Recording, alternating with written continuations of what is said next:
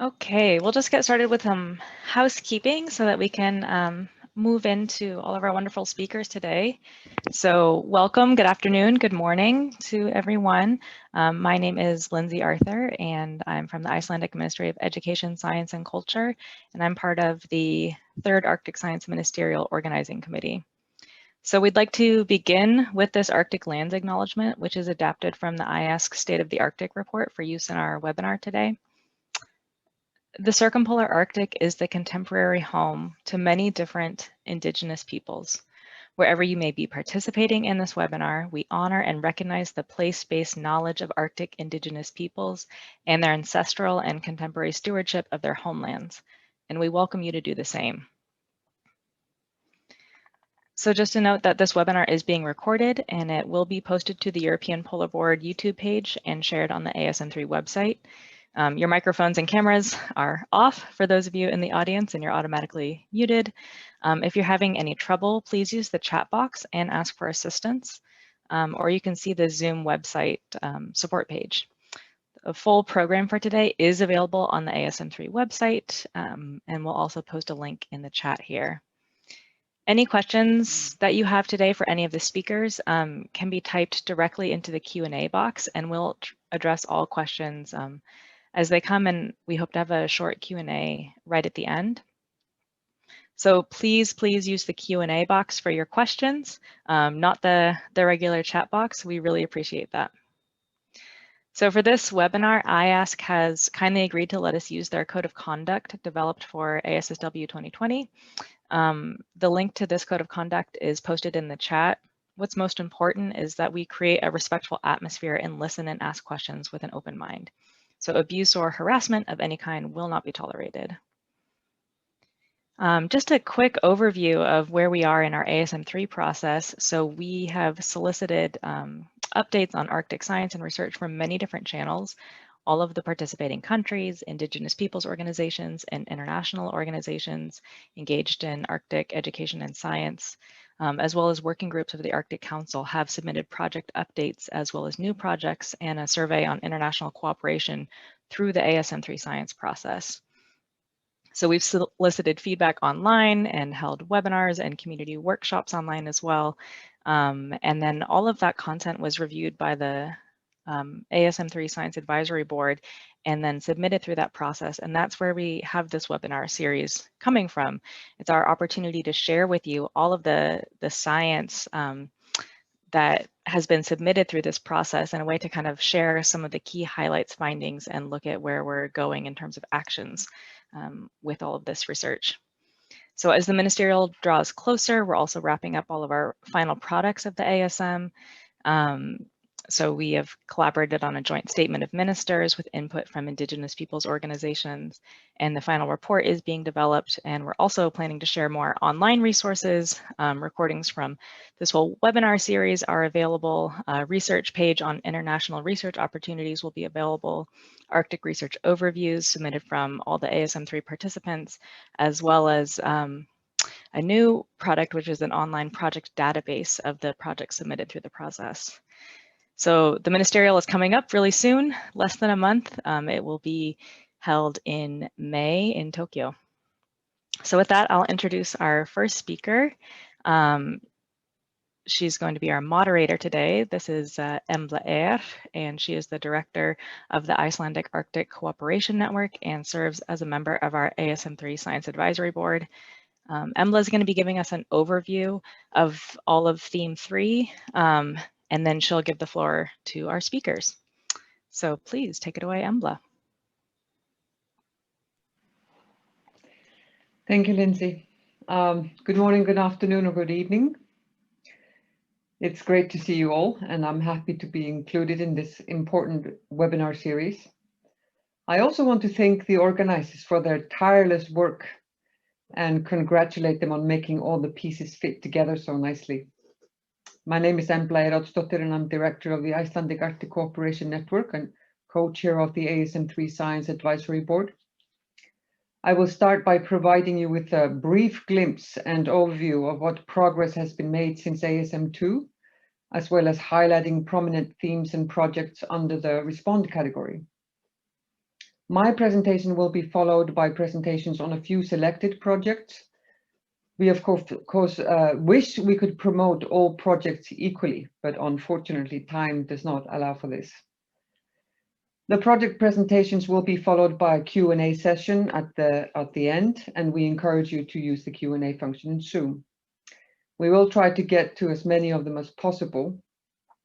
So let me start by sharing with you a few general findings concerning the Respond theme.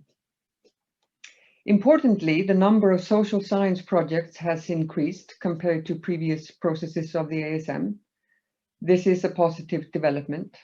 However, while this interdisciplinary approaches appear more frequent, social sciences still seem somewhat an add-on. Indigenous knowledge was an important part of a quarter of all projects submitted, or 27%. And 14% were considered community-driven. While there appear to be more efforts to include local or indigenous communities or perspectives, inclusion in assessment and definition of Arctic research priorities is rare. Engagement at early stages, participatory processes, and co-production of knowledge need to be normalized. Out of 429 projects submitted, 8 were submitted by indigenous organizations, 4 by the Inuit Circumpolar Council, and 4 by the Sami Council, both of which are Arctic Council permanent participants. Consideration of gender and diversity in leadership of and participation in project development and implementation has improved, but only marginally. Next slide, please.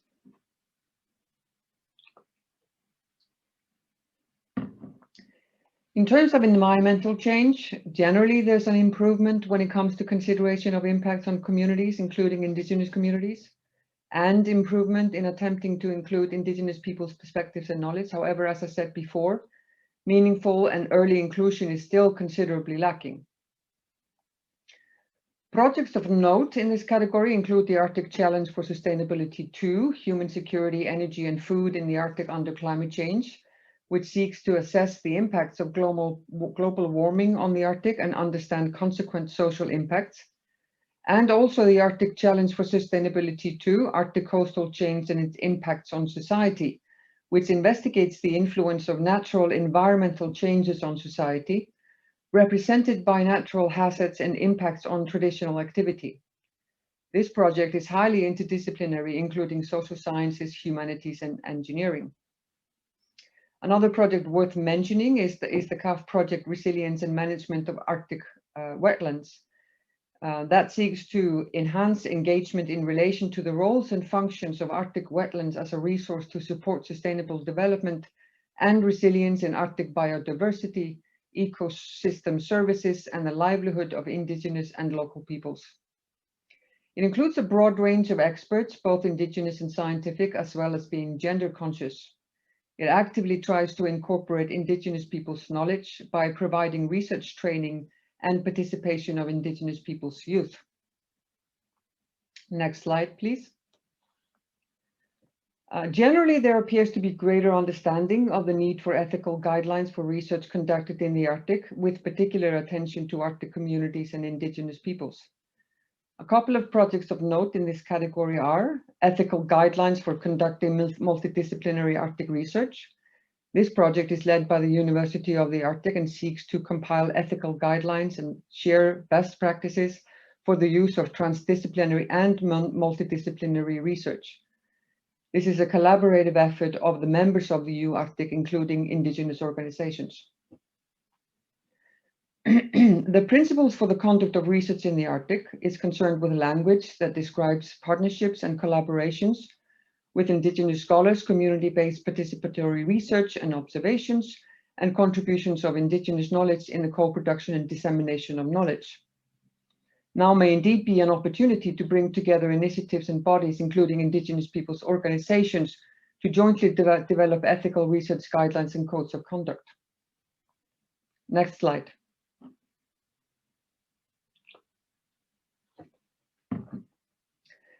There's more attention given to issues of health in the region, largely spearheaded by Arctic Council working groups, such as the Sustainable Development Working Group.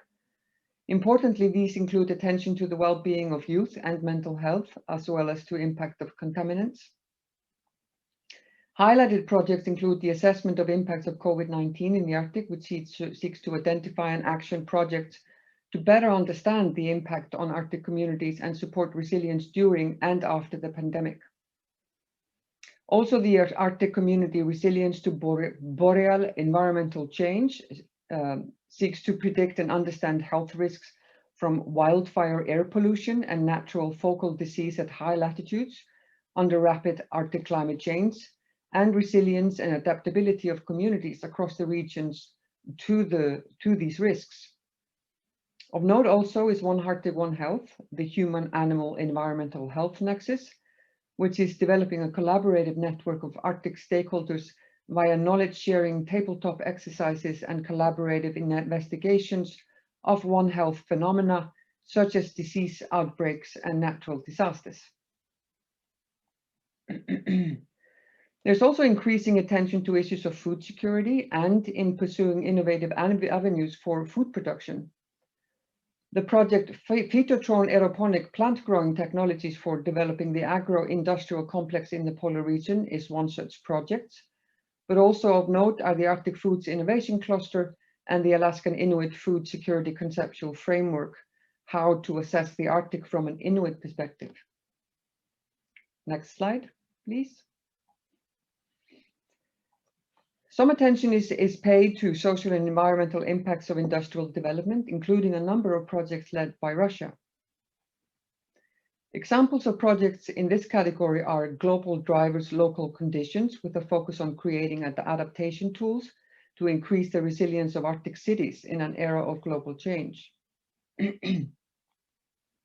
Also, de-icing of Arctic coasts, which is to determine different de-icing scenarios to allow early warning of socio-ecological breakpoints and regime shifts, and provide scientific and social science advice for sustainable ecosystem-based management of coastal regions in the high Arctic. Of note also is Arctic coast bioremediation, focusing on supporting environmental, economic, and social impacts of mining activity. And then there's quite a few projects looking at monitoring and forecasting sea ice dynamics in the Arctic. And there may be some opportunities for synergies in that respect. Next slide, please.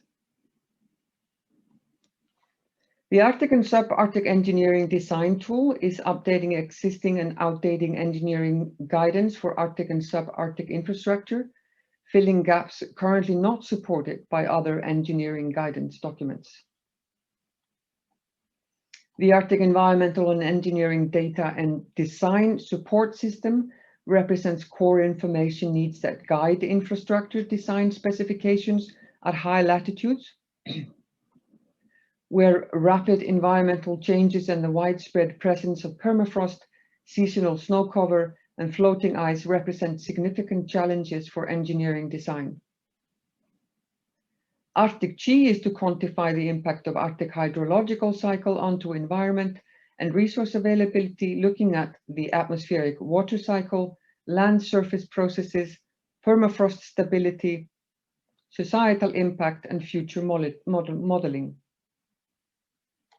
Of note also is Nunatsiaq, which focuses on the impacts of thawing coastal and subsea permafrost on the global climate, and on the development of targeted and co-designed adaptation and mitigation strategies for the Arctic coastal population.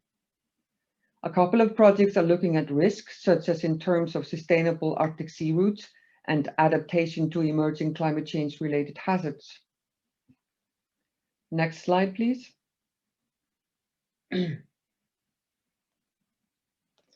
Some projects are exploring various dimensions of socioeconomic challenges. Global Drivers Local Consequences focuses on sustainable solution-oriented responses for the reconciliation of competing livelihoods and land use modes in Arctic hubs. The project Just North, towards just, ethical, and sustainable Arctic economies, environments, and societies, seeks to create understanding on the potential for economic development in the North that is both sustainable and just by investigating how to reduce inequalities between Arctic stakeholders.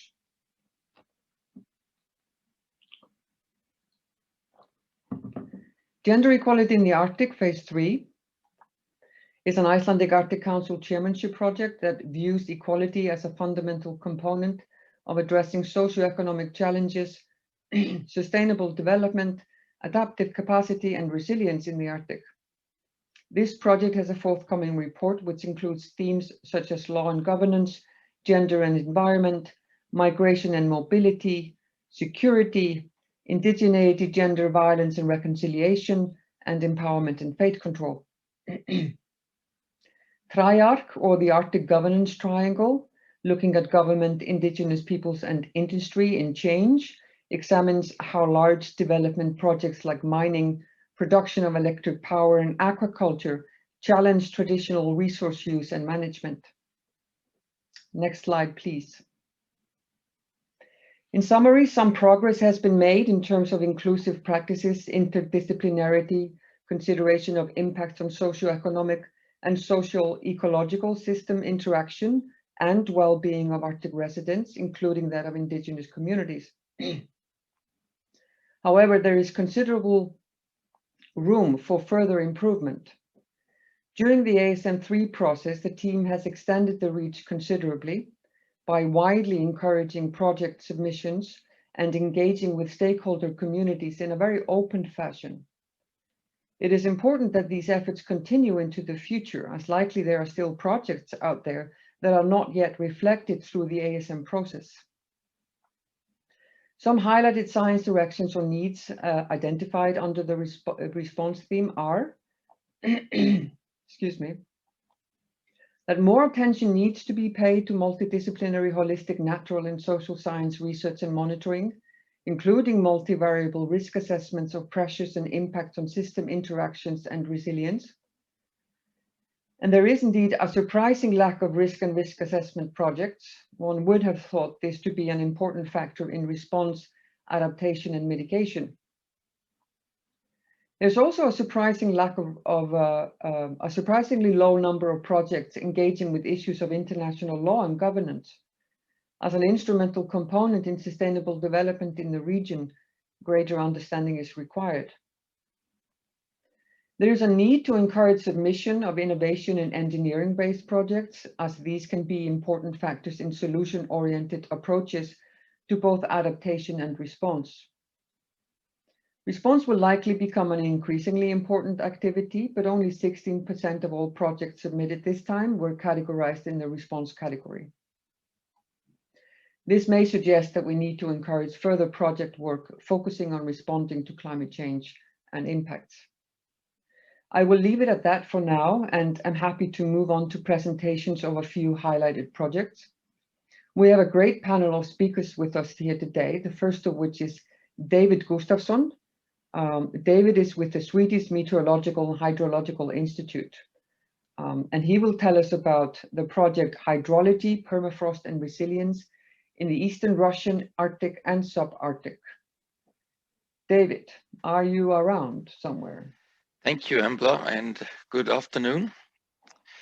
Hyperas is a project with 9 partners from Sweden, Russia and Japan, which is funded through the Belmont Forum Collaborative Research Action Resilience in the Rapid Changing Arctic that started in 2020.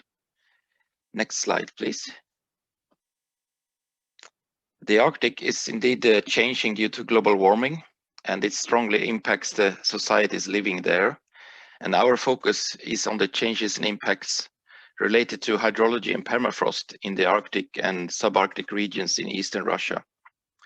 Hyperas works to increase resilience by understanding relationship between environmental changes and societal challenges in the Republic of Sakha in Yakutia, using 2 different paths.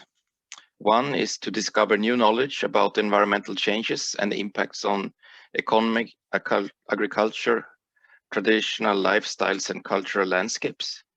And the other one is to develop better tools for forecasting of floods and river ice conditions. We investigate this using transdisciplinary approach to merge natural and social scientists with the local stakeholder knowledges on the following topics. Water in the life of river coastal communities in Yakutia, changes in river flow and flood hazard, sources of the increasing river flow, where the water come from, roads on thinner ice. Ice roads are very important here. Changes in the permafrost landscape, which impacts on agriculture and other infrastructure, and also hydrological modeling and forecasting. Next slide, please. We are now 1 year into the project, and so far we have found that the local community perception of climate change impacts is very valuable for us to guide us what to look for in our hydrological data. As an example, the impacts of river ice freeze up and break up timing. This is something we expected to hear about, but we were also told about, for instance, droughts and shallow rivers, which was not expected when we started the project. And these are examples which will drive the further analysis of our hydrological observations and modeling. So far, trend analysis on the river stream flow observations show us that the increasing flows are more common in the larger rivers, which have stream flows all the year around, whereas smaller rivers that freeze up to the bottom are more stable. This takes us to the source distribution of the river flow to understand from where does this increasing river water come. Here we use modeling and isotope analysis approaches, and the current results indicate that increasing rainfall and permafrost thawing in southern and upstream parts of the Lena River Basin may be one of the main sources for this increasing flow. Finally, we are integrating all this knowledge from societal, natural, and from the local communities, and developing hydrological model forecasting systems to provide forecasts of water level and river ice conditions for the stakeholders in Yakutia. The HYPERAS project started in 2020 and will continue until 2023. Thank you so much.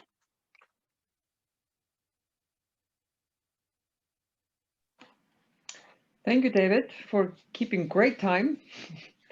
It was a very informative presentation in the short time that you have. It's very interesting to hear how you've approached these linkages between ecological and social systems and how you are incorporating local knowledge.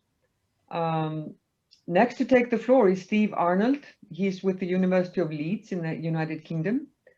And Steve is going to tell us about Arctic community resilience to boreal environmental change, assessing risks from fire and disease. Steve, you have the floor. Thank you, Embla.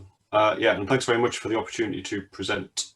So I'm going to be talking about the ACROBEAR project, which is a large international consortium also funded under the Belmont Forum, and it is encompassing researchers from 7 nations and 10 different research organizations.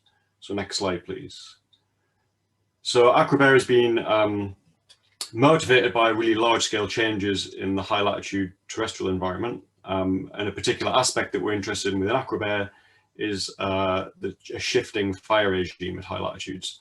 So many of you will know that there have been large increases in high-latitude fires, especially in the last 2 summers. So on the left, you can see changes over time in CO2 emissions from fires within the Arctic Circle, vegetation fires within the Arctic Circle. And then on the right, you can also see a plot which shows daily retrievals of fire radiative power, also within the Arctic Circle.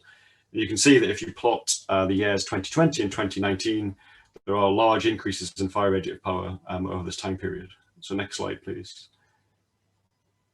So ACROBEAR is really concerned with looking at some climate change health pathways at high latitudes that are essentially mediated by fire recurrence. So what we're interested in doing is trying to better understand the processes driving these changes in fires, but more so within ACROBEAR, we're very interested in the interactions between this changing fire regime and society. In parallel with that, we also have work packages where we're looking at changes in tick-borne disease. And the reason is because many of the aspects of climate change that are leading to changes in fires are also leading to changes in the prevalence of some tick-borne diseases. And that's particularly things like changes in moisture and changes in humidity, changes in temperature. There's also some interesting links potentially between changes in fire regime and the habitat that is viable for ticks. And within ACROBEAR, what we're really interested in is trying to look at the vulnerability and adaptability of different populations at high latitudes to how these risks are changing. So next slide, please. So our overall aim is to better predict and understand these health risks under rapid climate change, and really understand the resilience and adaptability of communities across the region to these risks, and try and look at which aspects of different communities enhance or enhance this resilience or better at mitigating these risks. And we're going to do this by looking at a really large-scale, integrative, multidisciplinary product that looks at things like satellite observations, modeling, but also bringing in health data and local knowledge, really trying to better understand some of these interactions. Next slide, please. So we're going to focus on 3 regions. We're focusing on Jämtland in northern Sweden, and also the Yakutsk region, which we just heard about in Russia, and also the Fairbanks region in Alaska. Next slide, please. And what we want to do is really try to understand how perceptions of these risks vary between these different communities, how vulnerability varies between these communities, and maybe look also at some of the kind of prevention and preparedness plans that are already in place in these communities to mitigate some of these risks. We also want to learn about which data are most useful for local decision makers and local communities. So we can do our kind of physical science and understand more about what's driving these changes and what these potential risks are. But what we really want to do is understand what information is useful to communities. And to do this, we have a community stakeholder forum at the center of our project, where we're engaging in kind of two-way dialogue with local communities and local agencies to try and understand how they perceive these risks, and also try to understand what they're doing to try and mitigate some of these risks. And some of this has had to happen online because of COVID, but we now have really good two-way discussions going in Fairbanks. We've undertaken quite a lot of work already in Fairbanks, and now we're going to be rolling out parallel discussions in Yakutsk and also in northern Sweden. Next slide, please. So really what we found so far is that these risks are perceived across the communities in Fairbanks. Specifically, that this risk is perceived as a real risk, but it has a really complex interaction with a lot of other factors going on in the community. And these are wrapped up in the local economy. Where it comes to tourism, they're wrapped up in concerns about other health impacts and how those other health impacts might interplay with risks from fires and other diseases. I haven't got time to go into the detail of what we've been doing so far, but we're hoping to submit a publication soon looking at the initial community analysis that we've done in the Fairbanks region. Next slide, please.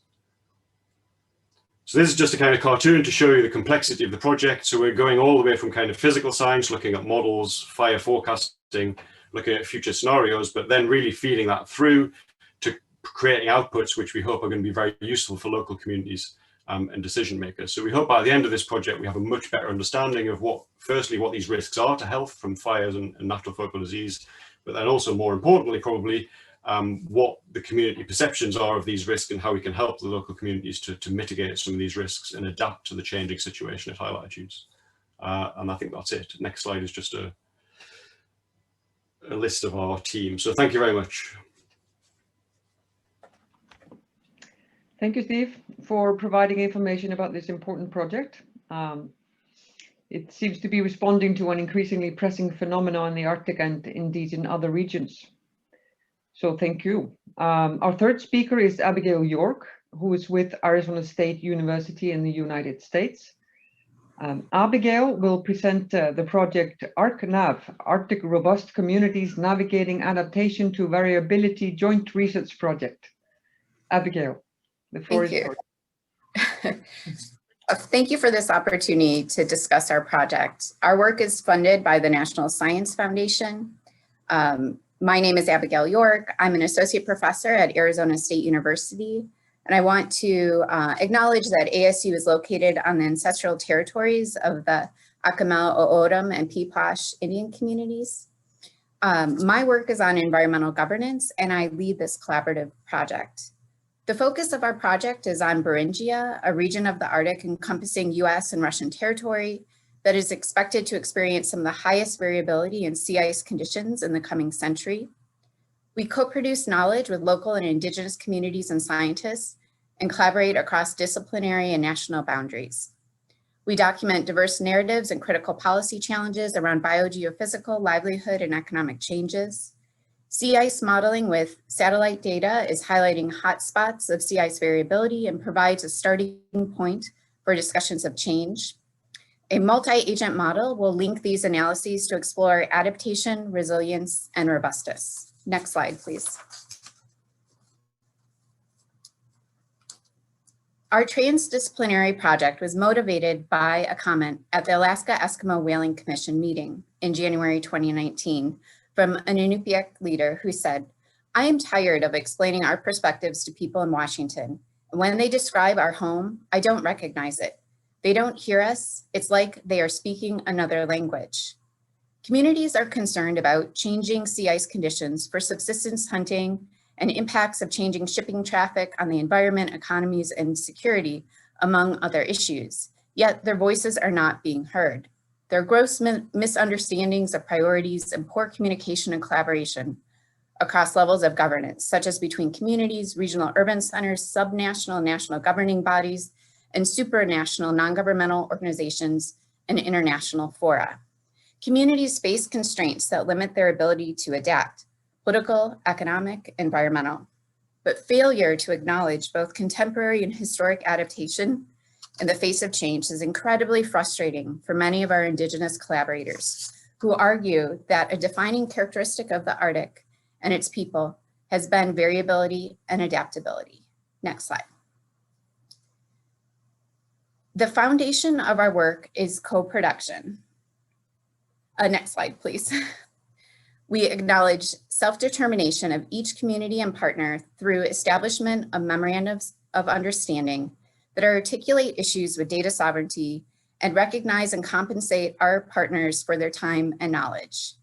Partners and communities help us to set the research agenda, co-produce models, and work with us to create useful scientific products focused on adaptation. Our community collaborators and regional partners include the Alaska Eskimo Whaling Commission, the Inuit Circumpolar Council Chukotka, Kamchatka Association of Indigenous Peoples. Our focal communities in Russia are Sereniki and Chilichiki, in the US, Tikiguk, Point Hope, and Sibuguk, Gamble. We have Russian scientific partners at the Kamchatka Institute of Geography, and we have scientists at Arizona State University, including Shauna Burnsilver, John Marty Andrews, and Stephanie Furman. At the University of Northern Iowa, Andra Petrov and Tatiana Degas. Degas will be moving to the University of Victoria in Canada in the fall. At the University of Alaska Fairbanks, Annie Mahoney. At Columbia University, Bob Newton, and Bruno Tremblay, whose primary appointment is at McGill University. One of the data products that our team has been working on with community input is the sea ice tracking utility. This work is led by PIs Furman, Tremblay, and Newton. By translating knowledge into practical and actionable information for adaptive management, decision makers can identify vulnerabilities and improve coastal management strategies, consider trajectories of oil and other pollutants, inform industrial and commercial investments, allow users to run trajectories through forward-looking simulations to understand potential future changes. Our sea ice modeling work is complemented with field work with community members who help us to identify socially relevant ice conditions.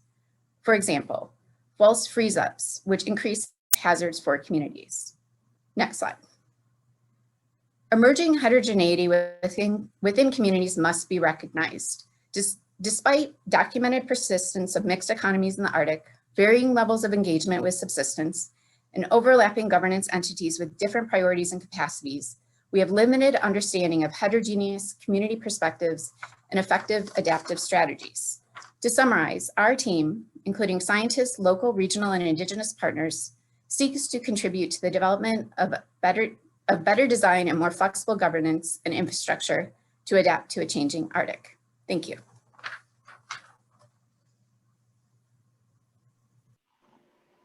Thank you, Abigail, for sharing with us. This issue of disconnect between local communities and decision-making centers continues to plague both rural and local communities, so thank you for bringing that up. Our next presenter is Selma Ford. Selma is with the Inuit Circumpolar Council and will tell us about local to global. Selma, are you ready? Yes, I am. Good day, everybody. So Nakamik, thank you to the organizers for the opportunity to profile the local to global project. I bring regrets from the ICC Canada President, Monica Elkanayuk, who's not able to be here today. The local to global project is the latest mental wellness and suicide prevention project that ICC is co-leading under the Arctic Council's Sustainable Development Working Group. The project is really about building international connections to better support the ongoing suicide prevention and mental well-being work already happening in communities across the Arctic. It's about connecting local community work to international work and vice versa, bringing international work to local communities. Next slide, please. This photo was taken during the last session of the virtual knowledge exchange, which I will talk more about shortly. Next slide, please. There are 3 pillars to the local to global project. Pillar 1 and 3 are being coordinated by Dr. Alison Crawford at the Centre for Addictions and Mental Health in Canada. The first goal of Pillar 1 is to establish a virtual Arctic youth network in mental well-being. Planning for this is underway and expected to launch later this month. The network will be a community of engagement for youth around topics related to mental well-being and suicide prevention. The digital storytelling workshops, which will be undertaken by the Youth Network, will come later in the year. Pillar 3 will be an international forum to bring together researchers, policymakers, youth, and other stakeholders to share knowledge related to adverse and protected childhood experiences and their links with suicide prevention. The aim is to host this in May 2021. ICC and the Sami Council took the lead on coordinating Pillar 2, the virtual knowledge exchange, which will be the focus of this presentation. I would like to point out that the virtual knowledge exchange sessions were an interim activity until such time that it is safe to travel and it's possible to hold in-person study tours. Next slide, please. Now to focus on the virtual knowledge exchange sessions. Next slide. Through 5 sessions, each lasting 3 hours, the knowledge exchange really built on the good work already happening in communities and sharing these with each other. Goals of the knowledge exchange sessions include creating a space where frontline workers can expand their skills by trading knowledge with peers, advancing the use of Indigenous knowledge and practices in Arctic mental health, strengthening international cooperation to address suicide in Arctic regions, and fostering relationships between frontline workers so they can continue to reach out to one another, share ideas, and exchange resources even after the knowledge exchange had ended.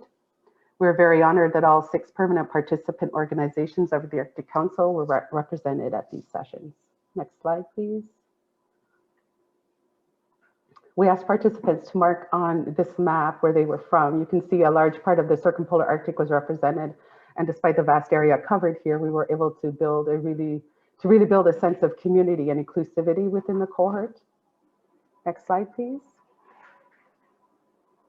Graphic recordings were done during each knowledge exchange session. These graphic recordings captured the conversation and is a great representation of the conversations had. Here you see the graphic recording from the first session. In the bottom left corner, you will see that the group established agreements on how to work together during the session. They talked about the process for the engagements as well as learning objectives. But the first thing that happened during this session was a Hulik lighting by an Inuit elder. Other topics include how to talk about suicide safely, seasonality of suicide, indigenizing mental health care, Inupiaq values, and parenting. Next slide, please.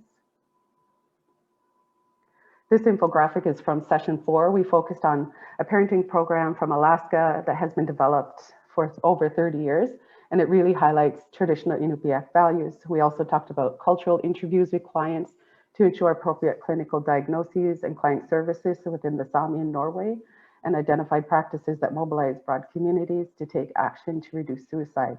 We also considered approaches to indigenizing mental health. Next slide, please.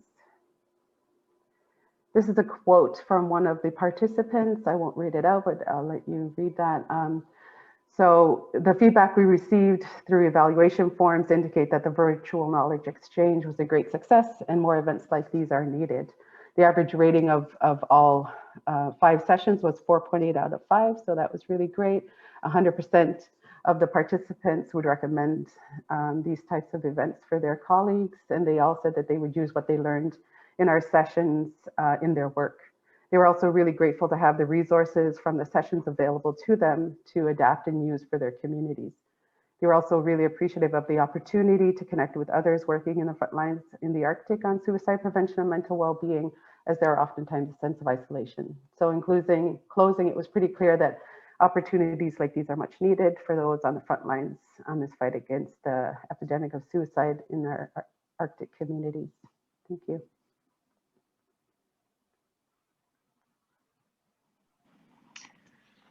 Thank you, Selma, for sharing us with this very important project and for continuing to address issues that are so critical for resilience and well-being of Arctic communities. Our final speaker today is Jennifer Spence. Jennifer is the Executive Secretary of the Arctic Council Sustainable Development Working Group. And Jennifer will tell us about a project looking at impacts of COVID-19 in Arctic communities. Jennifer, are you ready? I'm here. Thanks very much, Embla. So I just want to start by saying that obviously this was a rather spontaneous, there wasn't a planned initiative. So we had our work plan well established when the pandemic hit a little over a year ago. And so we very much can say that this is a clear effort to respond to an emerging issue. I think what we also know very clearly is that this is a global pandemic, but we sort of responded with a recognition that the globe has not been affected equally. I think there's many indications of that now globally. And so we very much have a sense that there's a local experience to the pandemic, and we really need to sort of keep that in mind. What I want to sort of cover three sort of key points. One is how we went about the work, what generally the work was, and then perhaps most importantly, given that the pandemic continues and the impacts of the pandemic continue, what next? So just to cover the process, first, it's important to recognize again that this wasn't a planned event, but we very much had strong support and leadership from the Icelandic chairmanship of the Arctic Council to recognize that this was an area that the Arctic Council needed to play a leadership role. And so we had that sort of leadership function, but what really we then turned our mind to was how best to connect with experts and knowledge holders throughout the Arctic, recognizing that this is where the expertise existed to really frame and understand what issues we should be exploring. And so this is where we really demonstrate that the Sustainable Development Working Group has two expert groups, one focused on human health and one focused on social, economic and cultural issues.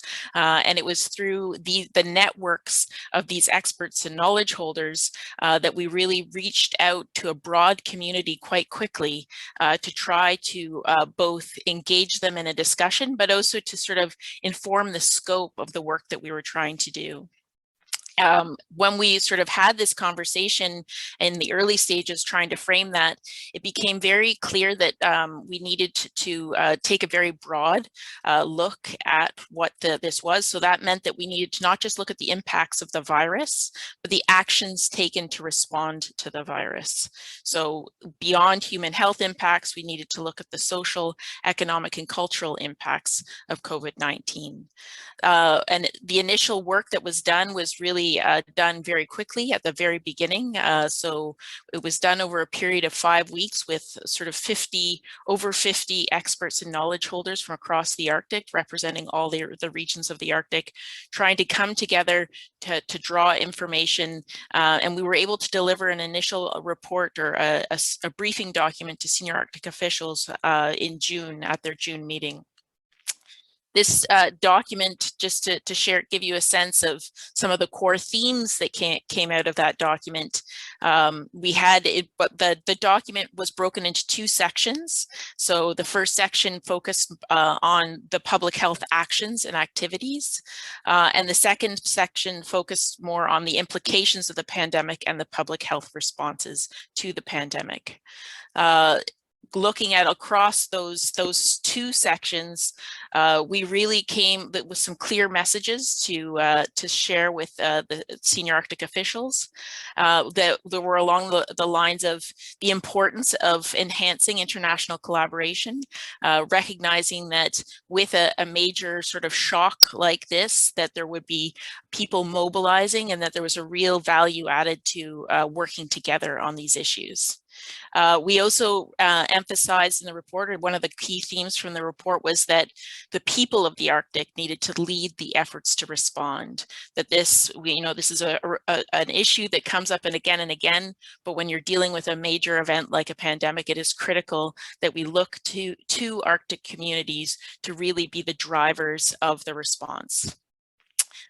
It won't be surprising to people who are focused on the Arctic that another core theme was that the pandemic exacerbated fragile and absent, sort of really demonstrated an absence of key infrastructure that is not something we necessarily have to deal with in other contexts. And that the Arctic is unique in that it has unique health and social needs. And so you really have to factor those into both the health impacts, but also the potential impacts of the response. And finally, and probably most interesting to this group, is the importance of data consistency and information sharing and coordinated research. So those are the sort of core themes that we came out of it with. In terms of what next, we recognize that we need to look at this in sort of a short and long term, that these impacts and the implications are going to be over an extended period of time. And so Arctic Council working groups, including the Sustainable Development Working Group, are now beginning to think about how best to integrate issues related to COVID-19 into its existing work, and also where appropriate, looking at new projects. And in the SDWG in particular, we're currently examining the development of a project specifically on health outcomes and potentially a COVID-19 assessment report that would try to bring together and synthesize the core themes of research that's currently taking place in this area that everyone could potentially take advantage of and could inform policy. Thank you very much. Thank you, Jennifer, for providing information about the COVID-19 project, the engagement process, and the wide collaborative efforts. I'm pleased to hear that work continues as impacts of the pandemic continue to unfold. We now have a little bit of time for questions and answers. I would like to ask the panelists to please turn on their cameras. Sorry, Embla, we're just going to have Liza give the closing kind of remarks, and then we'll go into the Q&A. Okay, I'm sorry. Yep. Liza, where are you? Hi, here I am. Good to see you. Welcome. Thank you. Good morning, everybody. My name is Liza Mack. I am the Executive Director for ALU International Association. I would first like to thank the organizers and thank Embla for inviting me to be here today, but also to thank the fellow panelists here. I think that the short presentations that we've been able to listen to this morning certainly paint a great picture of the importance of research taking place in the Arctic. I'm here today to talk about some of the recommended actions that's coming out of the third Arctic Science Ministerial. So as we've heard and we recognize the changes in the Arctic that are being felt throughout all sectors of our communities, we see that in the infrastructure and the lack thereof that has been exacerbated by the COVID-19 pandemic. We also see that in health concerns and well-being, especially with the changes, the things that we've just listened to now, changes in topography, the changes in river systems, and in higher latitudes as far as fire and how that affects people's health. And we also see this in research and communication, especially when we're talking about Indigenous collaborators and adaptability to research. We've seen with COVID that we've most definitely impacted the research community, and that we're still feeling the effects of this pandemic, and that we're still but there still is a need for science, and especially the science holistically, and incorporating the knowledge of our experts, especially our Indigenous knowledge holders. And I think that Jennifer stated it very well as far as people that are leading the effort to respond to some of these challenges. So when we look at the recommended actions, there are seven different topics, and I'll just go through them very briefly. Looking at observing and long-term projects, like to see an increase in equity and self-determination and research with contributions to community-driven efforts that are both co-designed and co-managed by community members.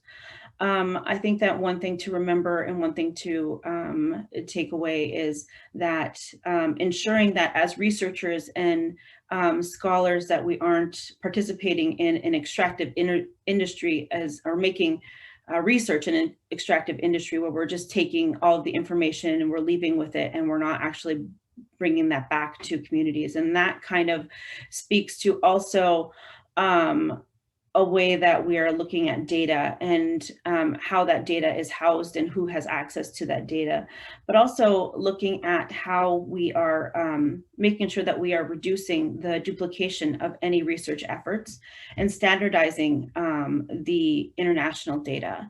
And then after this data is there, really ensuring that there is an ethical use of that data, and especially in regard to Indigenous knowledge and research that is about different vulnerable populations. The third topic is research planning. And really the paradigm shift that we would like to see is normalizing this community input and making sure that there is research-driven risk assessments and looking at things such as the impacts of melting glaciers on Arctic communities, and also looking at Arctic social systems. Again, it can't be stated enough that, you know, with the pandemic and the different things that we've experienced over the past years, that understanding how these social systems work and how people are responding to this is very important. And so as I mentioned, just kind of with the research that's being taken or research that's being done, just making sure that within this there are exchanges of this information, and that there's proper translation and there's proper access to the information, and so that people at our local communities and Indigenous communities are able to access the information. And I guess this goes into the fifth topic as far as Indigenous capacity, enhancing the dialogue, and really just looking at how things are culturally appropriate and ensuring that we are looking at how things are being presented and making sure that's done in a culturally appropriate way. And then one of the ways that we're hoping that this happens is by utilizing a lot of the organizations and things that we already have. A couple to state, or IASC, also promotion of IASA, UArctic, APEX, just to name a few, but these are some of the mechanisms that we can use to encourage good research and also to keep developing all the good work that's been being done. So moving forward, we'd just like to see that the working groups possibly that all of the representatives that are involved in the Arctic Science Ministerial be available to start a working group, an Arctic Science Ministerial working group, and then also make sure that we are accessing the reports that are already out there. Some of those include the Sami Arctic Strategy 2019 and also the National Inuit Strategy on Research.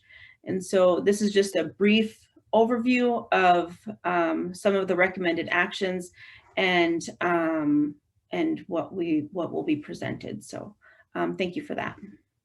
Thank you for the time to be here. Thank you, Liza.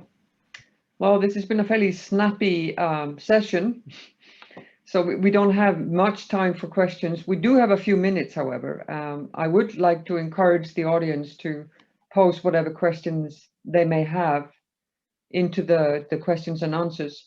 Now, in the meantime, I have a question for those of you engaged in interdisciplinary projects that include natural and social sciences, in addition to perhaps stakeholder and/or community engagement. And I'm wondering, could you share with us a little bit sort of the main challenges you have found involved in these efforts? And any one of you can chime in, I think.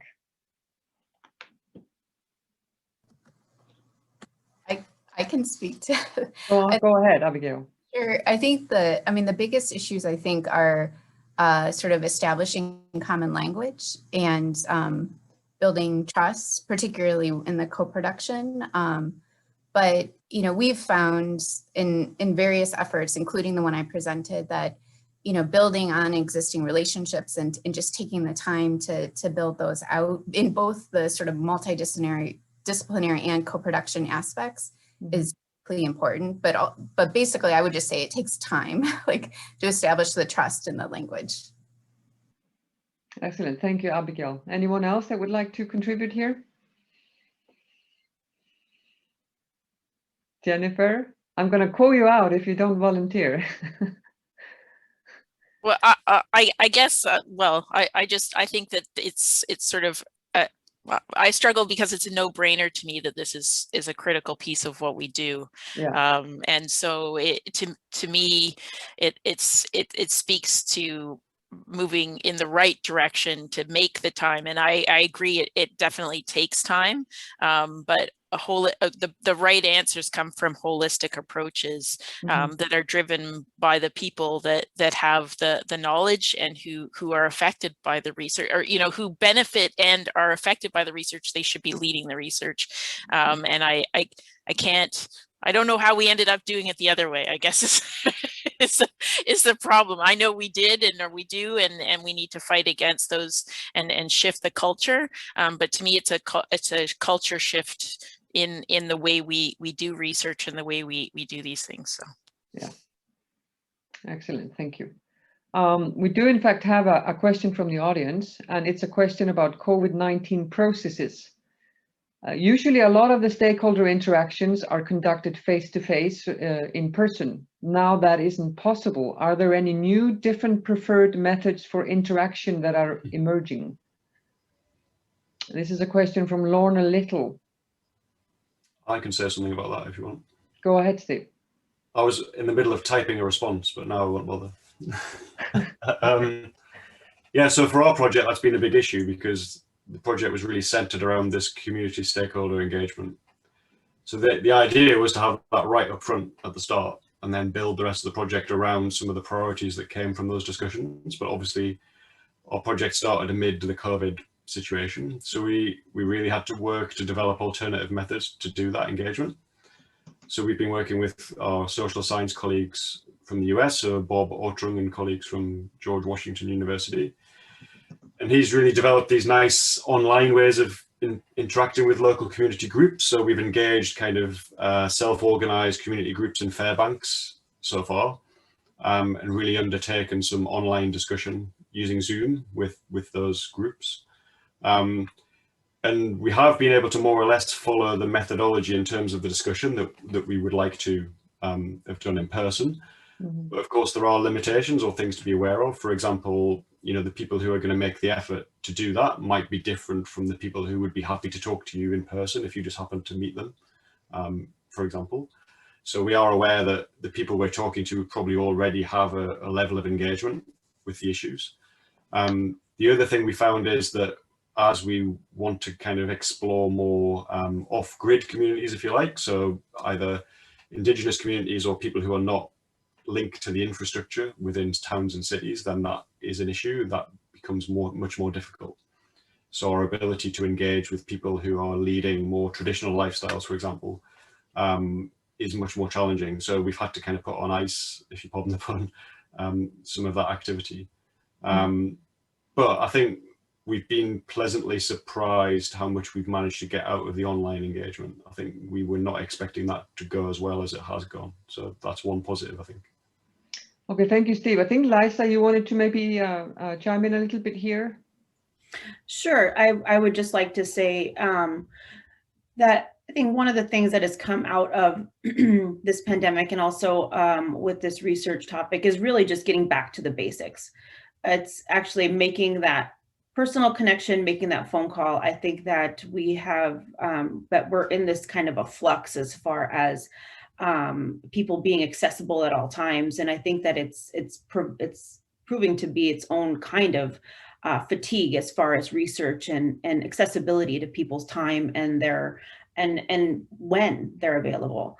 And so I think that something that is also coming up as preferred is really just respect of people's time, and also just making that human connection where you are even just calling them on the phone, the tried and true methods of communication, because along with these other things, I think that it's also, you know, highlighted the infrastructure deficits that we have in the North and remote communities as far as not having broadband access, not having, not being able to connect to some of these different platforms. And I think that I was talking about this yesterday as far as even just being out in the Aleutians where you can't get on Zoom and stuff, when everybody was kind of just starting all these virtual play spaces. It was, I was out there for 3 months, and when I came back to Anchorage, where I do have the broadband access, it was kind of like culture shock as far as being able to even just see people, like, oh, there you guys are, haven't seen you in a while.